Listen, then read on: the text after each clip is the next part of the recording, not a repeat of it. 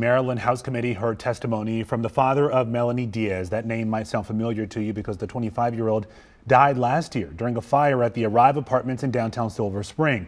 Now, Maryland officials are trying to push forward a bill in her honor. Our Rafael Sanchez-Cruz spoke to Mr. Diaz as his family continues to deal with his grief. Last year, the Melanie Nicole Diaz Act did not advance because of a timing issue. But tonight, her father says he's not stopping until legislation is passed.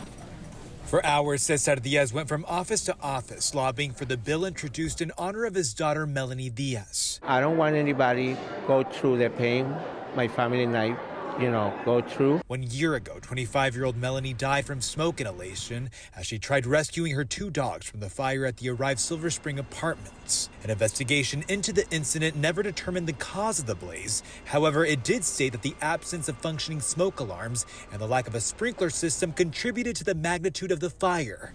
Since then, Diaz has made it his purpose to pass fire safety legislation in Maryland. I don't care if I have to spend all my money, if I have to sell whatever I have, if I have to sleep in a tent on the street as a homeless, I will do that. I can't imagine what you've been through. Delegate Lorik Charkoudian, who sponsors the Melanie Nicole Diaz Act, says her long-term goal is to speed up the installation of sprinkler systems in older high-rise buildings. But in the meantime, her bill brings high-rises up to code. One thing the bill does is it strengthens the smoke detection systems, brings a lot of the high-rise buildings up to code. The second thing that it does is it requires notice.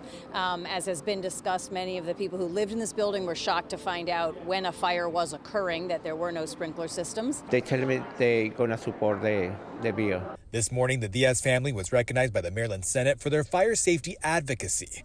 Mr. Diaz says he's optimistic with the response from lawmakers. If this law passes, we're going to go to Washington, D.C., on different states, to do the same thing. Delegate Charkoudian is calling this an ongoing issue. She says she plans to introduce fire safety legislation next year, particularly when it comes to sprinkler systems. In Annapolis, Rafael Sanchez-Cruz, WUSA 9.